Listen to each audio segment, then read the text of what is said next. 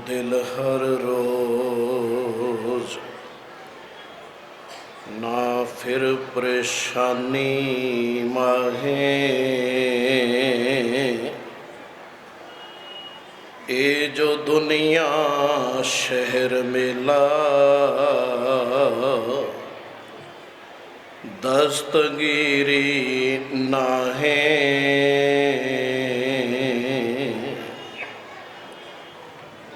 अति सत्कारत हस्ती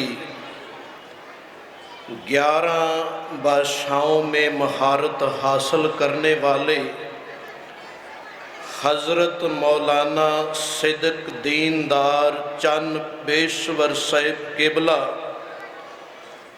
जी की 73 उर्स शरीफ सालाना याद को ताज़ा करते हुए इस खानका में सामने हाजरीन और मंच पर विराजमान इंसानियत का पैगाम और भाईचारे का संदेश लेने और देने आए सभी साध संत महापुरुषों को मेरी तरफ से आदाब, सलाम, सत श्री अकाल, नमस्कार। वाहिगुरु जी का खालसा, वाहिगुरु जी की फतेह। जिस वक्त मैंने हज़रत मौलाना सिद्दीक दीनदार चंद बेशवर साहिब किबला जी के बारे में कुछ देखा तो बहुत अच्छा लगा। उनके बारे में मैंने पढ़ा कि वो बनावटी आदमी नहीं थे, वो बचपन से ही फ़कीर थे। वो नमाज के पूरे पाबंद थे और सारे धर्मों को मान सम्मान देने वाले थे।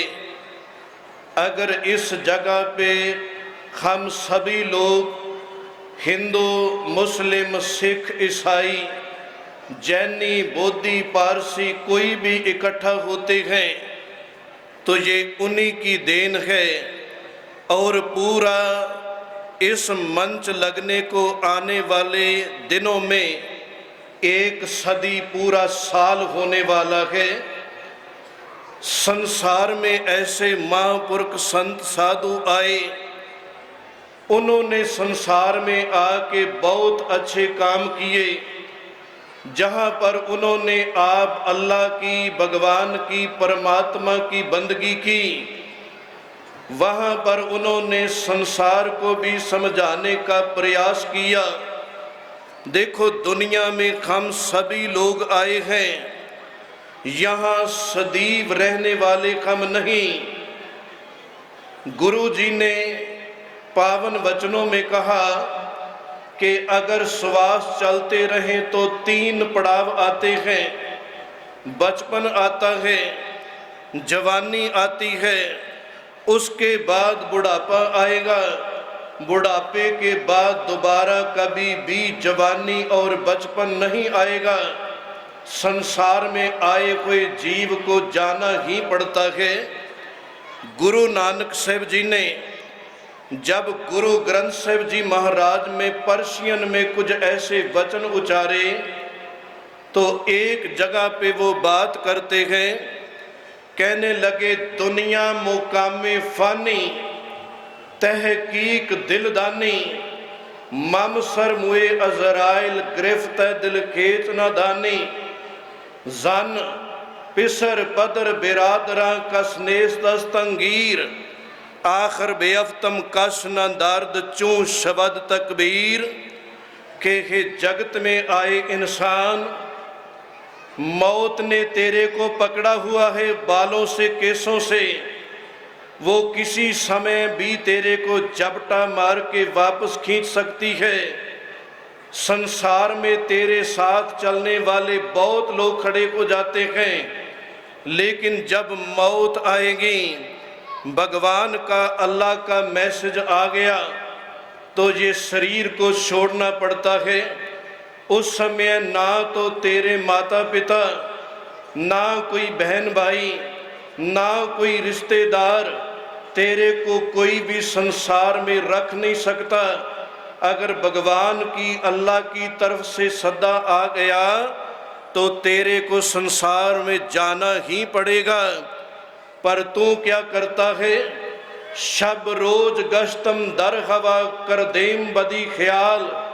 पर्शियन में शब कहते हैं रात को। ना तो दिन में कोई अच्छा काम कर रहा है, ना कोई रात को तो अच्छा काम कर रहा है। दुनिया में बहुतात नफरत फैलाने का ही यत्न कर रहा है। तेरे को याद होना चाहिए कि ये चंद दिनों की बात है, संसार में सदा नहीं रहना। ये जो दिन मिले हुए हैं, ये सभी से प्यार मोहब्बत से दिन काट लिए जाएं तो दुनिया तेरे को जाने के बाद भी याद करेगी। आज बहुतात क्या हो रहा है, हम अपने घरों में या हमारे बच्चे अपने आप जन्मदिन मना लेते हैं, या बहुतात हम अपने बुजुर्गों की सालाना याद अपने घर में मना लेते हैं।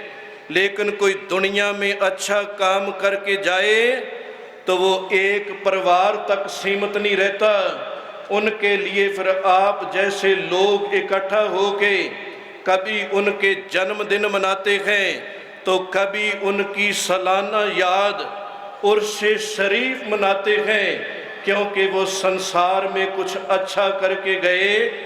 तो उनके प्रवचनों से कुछ ना कुछ अपने जीवन में सेध लेनी चाहिए कि उन्होंने हमें क्या पैगाम दिया, क्या मैसेज दिया। लेकिन हम क्या कर रहे हैं? हाँ, जो अच्छे काम करते हैं मुबारक है। गुरु जी ने पावन वाणी में कहा, जो जन ले खस्म का नाओ तिनके सद बलिहारे जाओ।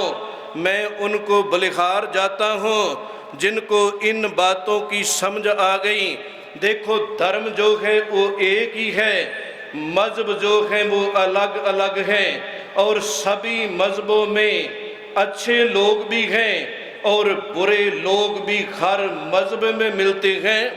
दुनिया में जब इस्लाम की बात करते हैं तो बहुत अच्छे लोग भी जिनको हम याद कर रहे हैं, दुनिया में कोई अच्छा कर गए तो इसलिए ही हम लोग उनकी याद में इकट्ठा हुए हैं। गुरु नानक साहब जी के पास जब भाई मर्दाना जी की बात की जाती है, वो भी इस्लाम में थे। जब राय बुलार की बात आती है, वो भी इस्लाम में से थे, मुसलमान थे। लेकिन गुरु नानक साहब से कितनी मोहब्बत, कितना प्यार किया। अगर गुरु अर्जन साहब जी का समा आता है तो हमारा जो केंद्रीय स्थान, वैसे हमारा भी नहीं कहना चाहिए, सभी का है, क्योंकि मजहब सभी का एक है। वो है सर्व धर्म में श्रेष्ठ धर्म, हर को नाम जप निर्मल कर्म, के अच्छे कर्म कर। कोई भी धर्म, कोई भी मजहब तेरे को गलत रास्ते पे चलाना नहीं चाहता, लेकिन बहुतात लोगों को समझ नहीं आती। जिनको समझ आ गई, मैं उनकी बात अभी कर रहा हूँ कि साईं मियाँ मीर जी लाहौर की धरती पे रहते हैं। गुरु अर्जन साहब जी ने जब गोल्डन टेम्पल हरमंदिर साहब की नींव रखने की बात आई, क्या नींव वो आप नहीं रख सकते थे? सब कुछ कर सकते थे, लेकिन दूसरे मजहब वालों को भी मान सम्मान दिया। साईं मियाँ मीर जी को अमृतसर में बुलाया और उनसे जे पहली ईंट रखवा के नींव जो है हरमंदिर साहब की, वो साईं मियाँ मीर जी से रखाई गई। जब आगे बात करते हैं, गुरु गोबिंद सिंह पातशाह का समय आता है। उस समय जो गुरु गोबिंद सिंह पातशाह ने पहला युद्ध लड़ा बंघानी में, पौंटा साहब की धरती पर, उस समय पीर बुद्धू शाह जी आते हैं। बड़ा प्रेम था उनका गुरु गोबिंद सिंह जी के साथ। जब जंग युद्ध की बात आई तो पीर जी अपने 700 मुरीद लेके और अपने 4 बेटों को लेके मैदाने जंग में चले गए और गुरु गोबिंद सिंह जी का बराबरता में साथ दिया। और पीर बुद्धू जी के उस समय 2 बेटे, मैदाने जंग में शहीद हो गए। मैं बात कर रहा हूँ कि अच्छे भी लोग हैं। तो जब बुरे लोगों की बात आती है, इस भारतवर्ष में सन 712 के आसपास जब मोहम्मद बिन कासिम आता है तो उसने बहुत इलाकों को उजाड़ कर हिंदुस्तान से, भारत से बहुत धन इकट्ठा किया, बहुत बहु बेटियों की इज्जत को रोल कर वो वापस चला गया। उसके बाद कभी महमूद गजनवी वर्गे आए। जब वो आए तो सोमनाथ के मंदिर तक चले जाते हैं। सोमनाथ के मंदिर में 1000 पुजारी हैं। उन्होंने, किसी ने कुछ नहीं कहा। तो ये मंदिर के अंदर जब फौज प्रवेश करती है, अंदर बनी हुई शिवजी भगवान की जो मूर्ति थी 5 गज बनी हुई ऊंची, उसके 4 टुकड़े कर दिए, उसको तोड़ दिया। मैं बात कर रहा हूँ कि हर मज़हब में अच्छे लोग भी हैं, बुरे लोग भी हैं, लेकिन हम बुरे जो लोग हैं उनको तो सामने रख लेते हैं, जो अच्छे लोग हैं उनकी बात जो है वो पीछे रह जाती है। इसलिए धर्मों में, मज़हबों में फिर नफ़रत पैदा हो जाती है। जब हम पढ़ेंगे, ध्यान से कुछ सुनेंगे तो इन बातों का पता लगता है। जो फिर ये आया, इसने सोमनाथ के मंदिर में, महमूद गजनवी की जो बात कर रहा हूँ, 1000 पंडित था मंदिर में, तो वहाँ जाके मूर्ति को तोड़ा। उस मंदिर में एक 200 मण की सोने की चैन, एक मण जो है वो 40 किलो का होता है, 200 मण की चैन सोने की, जिसके साथ मंदिर में टल लगा हुआ था, वो चैन को उतारा और 56 अंदर पिल्लर थे मंदिर में, वो हीरे मोतियों के जड़े हुए थे, वो सारे हीरे मोती भी उतार लिए। और एक बार नहीं, 17 बार ये भारत की धरती पे आकर ऐसे ही लूट लूट के जाता रहा।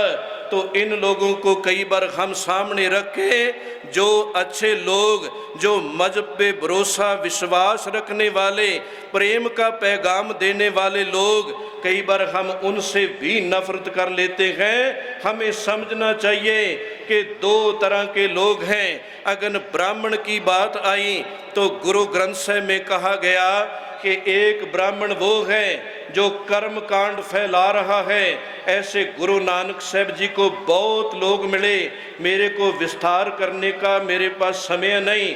बहुत ऐसे लोग जहाँ जहाँ गुरु नानक साहब गए तो वहाँ ब्राह्मण लोग मिले और उन्होंने गुरु नानक साहब जी को भी अपनी गिरफ्त में लेना चाहा कि ये भी हमारी पकड़ में आ जाएंगे, इनको भी कर्म कांडों में फंसा लेंगे। लेकिन गुरु नानक साहब के सामने वो टिक नहीं सके।